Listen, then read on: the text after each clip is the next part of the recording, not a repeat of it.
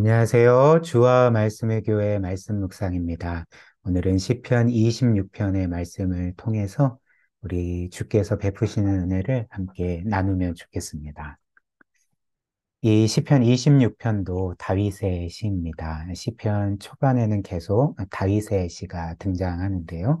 이 시편에서 다윗은 하나님께 자신의 무죄함과 온전함에 호소하여서 자신을 구원해 주시기를 간구하고 있습니다. 한번 보실까요? 먼저 1절입니다. 내가 나의 완전함에 행하여 싸우며 흔들리지 아니하고 여호와를 의지하여 싸우니 여호와여 나를 판단하소서. 6절 여호와여 내가 무죄함으로 손을 씻고 주의 제단에 두루 다니며. 11절 나는 나의 완전함에 행하리오니 나를 속량하시고 내게 은혜를 베푸소서. 이 간구들처럼 지금 다윗은 하나님께 하나님 제가 하나님께 범죄하지 않았습니다. 또 지금까지 하나님의 뜻대로 살며 온전한 삶을 살았습니다. 그렇기 때문에 저를 속량하시고 은혜를 베풀어 주옵소서 이렇게 기도하고 있는 거죠.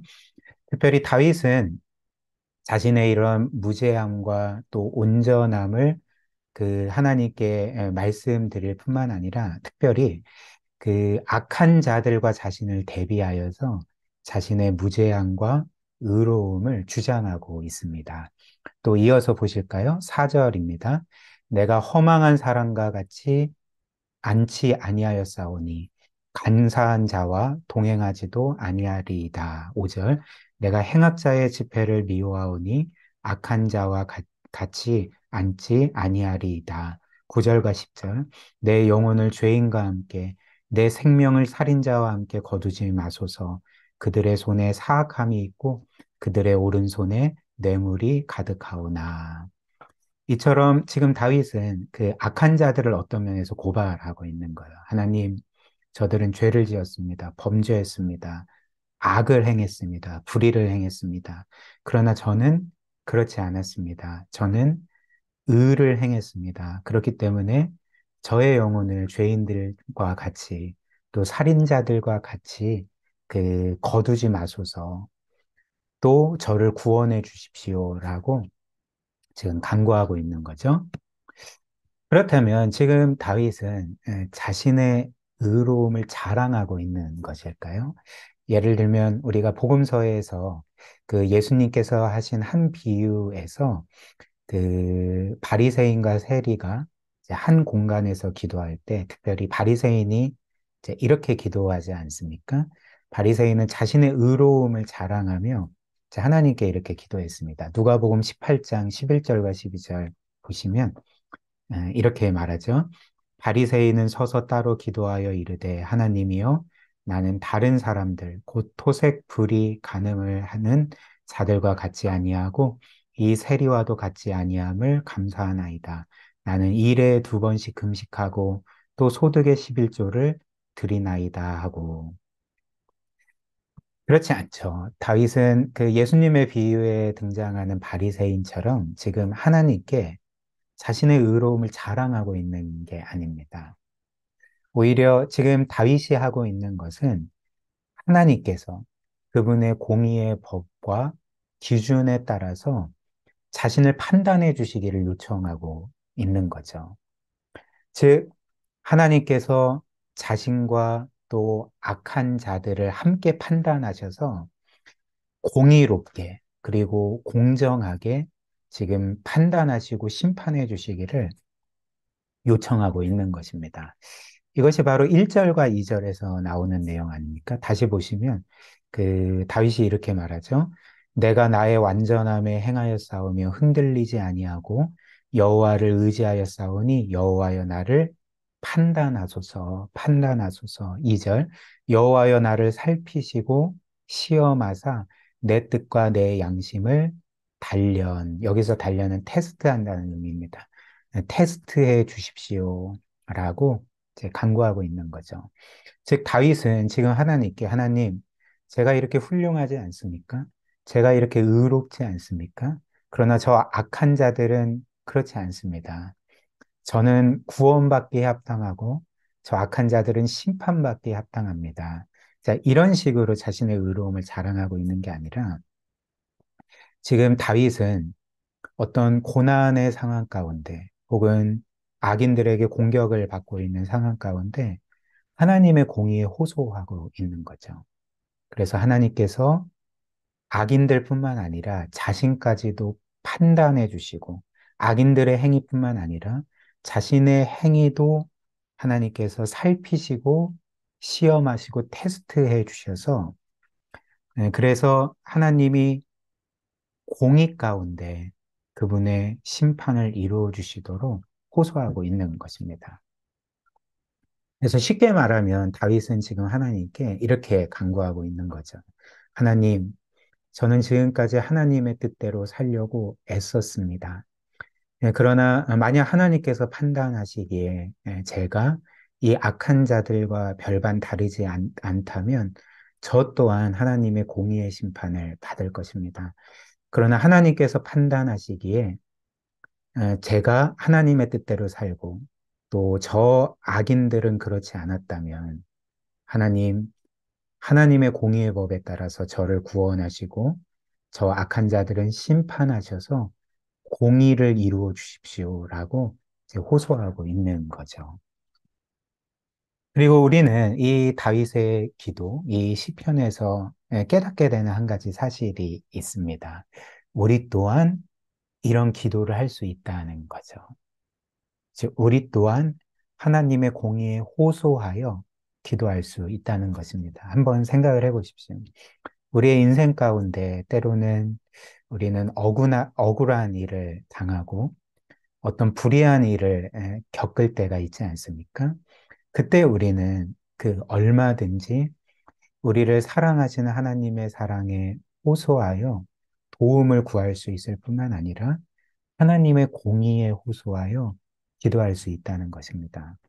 하나님께서 공의를 이루어 주시도록 모든 뒤틀리고 불의한 것들을 바로잡아 주시도록 해서 우리를 구원해 주시도록 우리는 얼마든지 기도할 수 있다는 거죠. 왜 그럴까요? 왜냐하면 그 하나님께서 친히 말씀하시기를 이제 원수 갚는 것이 너희에게 있지 않고 나에게 있다 이렇게 말씀하셨기 때문에 그렇죠. 로마서 12장 19절 보면 내 사랑하는 자들아 너희가 친히 원수를 갚지 말고 하나님의 진노하심에 맡기라 기록되었으되 원수 갚는 것이 내게 있으니 내가 갚으리라고 주께서 말씀하시니라 이렇게 말씀하고 있습니다. 그래서 우리가 어떤 불의하고 또 억울한 일을 겪을 때 부당하게 뭔가 우리가 다른 이들에게 그런 악한 일들을 당하게 될 때에 우리는 원수 갚는 것이 너희에게 있지 않고 나에게 있고 공의를 이루는 일이 너희에게 있지 않고 나에게 있다. 나는 반드시 공의를 이루겠다. 이렇게 말씀하신 그 하나님의 공의에 의지하여서 우리는 얼마든지 구원을 요청할 수 있다는 것입니다. 그런데 이제 마지막으로 이 기도에 한 가지 큰 문제가 있습니다. 그것이 무엇일까요? 사실 엄밀히 말해서 우리는 오늘 다윗처럼 우리 자신의 어떤 무죄함과 의로움에 호소하여 하나님께서 공의를 이루어 주시기를 기도할 수 없다는 거죠. 왜냐하면 우리는 사실 그 하나님께 공의를 호소하는 우리 자신이 사실 하나님 앞에서 죄인이기 때문에 그렇습니다. 이는 다윗도 마찬가지였습니다. 따라서 다윗도 죄인이고 우리도 죄인이라면 우리가 이렇게 하나님의 공의에 호소하면서 하나님 완벽한 공의를 이루어 주옵소서라고 간구하게 되면 사실 우리 또한 심판을 받아야 한다는 거죠. 그러니까 악한 자들뿐만 아니라 우리 또한 하나님의 공의 앞에서는 심판을 받을 수밖에 없다는 것입니다. 이런 이유로 우리는 그 어떤 면에서 하나님의 공의에 온전히 호소할 수가 없게 되는 거죠. 따라서 우리는 오늘 시편 26편 11절의 기도를 하나님께 결코 드릴 수가 없다는 것입니다. 11절이 어떤 말씀입니까? 나는 나의 완전함에 행하리오니 나를 속량하시고 내게 은혜를 베푸소서. 우리 자신이 완전하지 않는데, 불완전한데, 우리에게 여전히 죄가 있고, 불순종이 있고, 수많은 영적인 실패가 있는데, 어떻게 우리가 하나님께, 하나님, 나는 나의 완전함에 행하리오니 나를 속량하시고 내게 은혜를 베풀어 주옵소서라고 기도할 수가 있겠습니까? 그렇다면 우리는 어떻게 우리가 여전히 하나님 앞에서 죄인이면서 동시에 그 하나님께서 우리를 속량해 주시고 은혜를 베풀어 주시기를 기도할 수가 있을까? 어떻게 하면 그런 기도를 드릴 수가 있을까? 그 답이 바로 예수 그리스도께 있습니다. 우리가 우리의 구세주이신 예수 그리스도를 바라보고 의지할 때, 특별히 그리스도께서 우리를 위해 행하신 그 모든 일들, 즉, 그리스도께서 우리를 위해 십자가에 못 박혀 죽임당하심으로 우리의 모든 죄값을 치르신 것과 또 우리를 대신하여 하나님의 모든 율법에 완벽하게 순종하신 완전한 삶을 사신 것을 우리가 기억할 때 우리는 우리의 공로가 아니라 예수 그리스도의 공로와 의로움에 의지하여서 11절처럼 나는 나의 완전함에 행하리오니가 아니라 우리는 예수 그리스도의 완전함을 의지하오니 나를 속량하시고 내게 은혜를 베푸소서라고 기도할 수 있다는 것입니다. 사실 말씀드린 것처럼 이 시편 26편의 모든 내용을 완벽하게 지키셔서 자신의 무죄함과 완전함을 주장하실 수 있는 유일한 분은 바로 다윗이 아니라 예수 그리스도셨죠. 오직 예수님만이 하나님의 모든 말씀에 완벽하게 순종하셨기 때문에 그 예수님만이 11절의 기도를 드릴 수가 있었습니다. 하나님 나는 나의 완전함에 행하리오니 나를 속량하시고 내게 은혜를 베푸소서. 이 기도를 예수님만이 드릴 수가 있었고 또 9절의 기도 내 영혼을 죄인과 함께 내 생명을 살인자와 함께 거두지 마소서.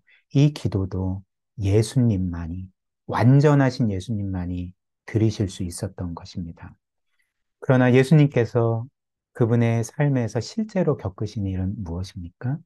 그분은 무죄하시고 완전한 분이셨지만 이 11절의 기도와는 달리 나는 나의 완전함에 행하리오니 나를 속량하시고 내게 은혜를 베푸소서라는 기도와는 달리 어떤 일을 당하셨을까요? 완전하신 분이 십자가에서 하나님께 구원을 받지 못했다는 거죠. 오히려 하나님의 심판을 받고 하나님께 철저하게 버림받는 일을 겪으셨다는 것입니다. 또한 그 완전하신 예수님은 구절처럼 내 영혼을 죄인과 함께 내 생명을 살인자와 함께 거두지 마소서라는 그 기도와는 정반대로 그분은 당시 가장 큰 죄인이라 여김받던 두 사람, 아마 살인자였을 것 같습니다. 그 큰 두 죄인과 함께 십자가에 못 박히시지 않았습니까? 왜 완전하신 분이 이렇게 하나님께 구원을 받지 못하고 도리어 살인자들과 함께 죽임을 당하셔야 했습니까? 왜냐하면 죄인인 우리가 예수님 대신에 하나님께 구원을 받고 은혜를 받게 하시기 위해서 예수님은 우리 대신에 그런 끔찍한 심판을 겪으셨다는 것입니다. 그래서 우리는 그리스도 때문에 그분의 완전한 의로움과 또 그 완전한 구원으로 인하여서 우리는 11절의 다른 버전의 기도를 하나님께 드릴 수가 있는 거죠. 11절의 다른 버전이 무엇일까요? 이제 이런 것이 아니겠습니까?